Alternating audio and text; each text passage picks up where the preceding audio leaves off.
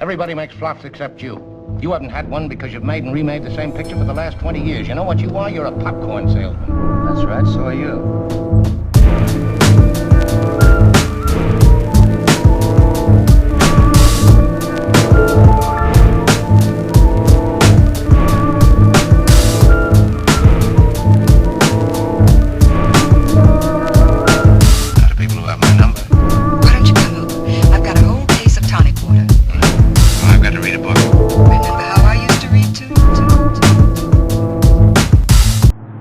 This afternoon I'm at Docklands. That's the Yarra you can see behind me, brown as an old raincoat. There's an Antonioni-esque quality to Docklands, I find, particularly in the late afternoon or early evening. It's a corner of Melbourne where you can find sci-fi modernity and industrial dilapidation in the same block.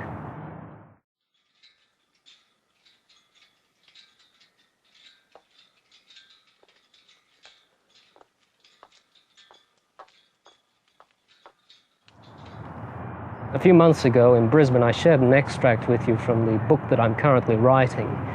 If you haven't seen that video, I'll put a link in the description below so you can check it out.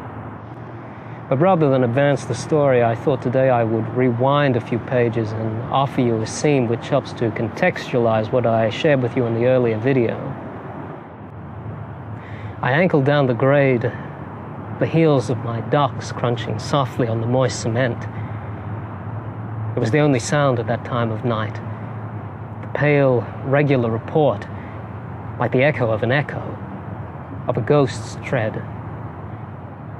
I huddled deeper inside my flogger, pulled the collar up round my throat.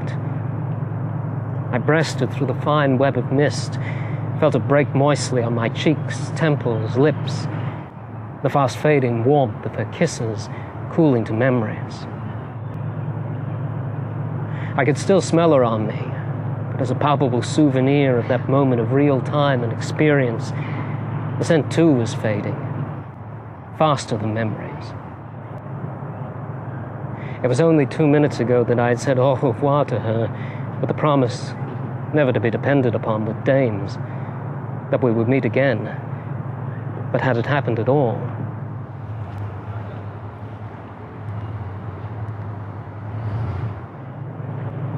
I breathed hard, my face hot from the gin mill perfume of her kisses. My woozy head swooned in the vertiginous reverie of the night, and I swayed, heavy-heeled, as I clopped downhill, dragged by the seductive gravity of the grade. I hardly heard my own footfalls above the hubbub of my thoughts.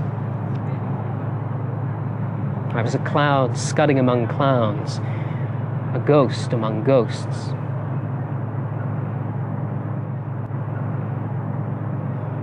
Dark things, shimmering shimmerers with glimmering glims, inhabited the dusky, bosky margins of the path.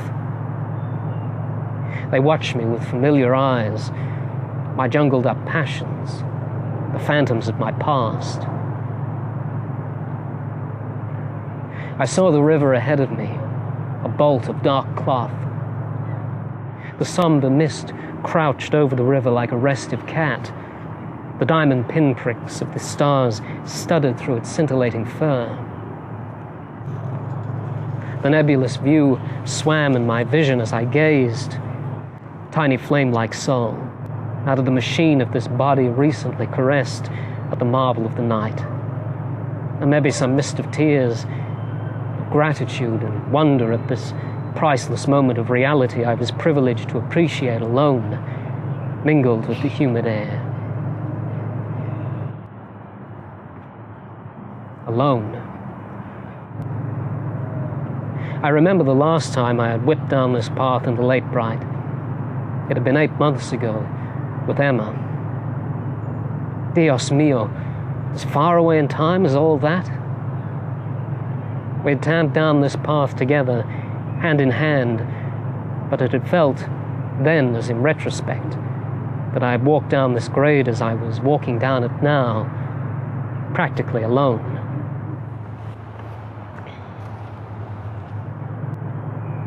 I say practically alone, for she and I were still there, I was walking through us, as through clouds of mist, ghosts of pallid memory which seemed as far away in time as the sensuous experience just gone. My fist plunged deep in the pocket of my raincoat. I tried to recall the feel of Emma's mitten mine. No soap. And likewise, the welter of overwhelming sensuous experience just past, the palpable sensation of the cougar's paws and lips seemed now to have made almost a negative impression on me, like a shadow memory. I couldn't feel her anymore. Over so quickly, it was as though that sensuous oasis outside time had never occurred. Had I dreamed it?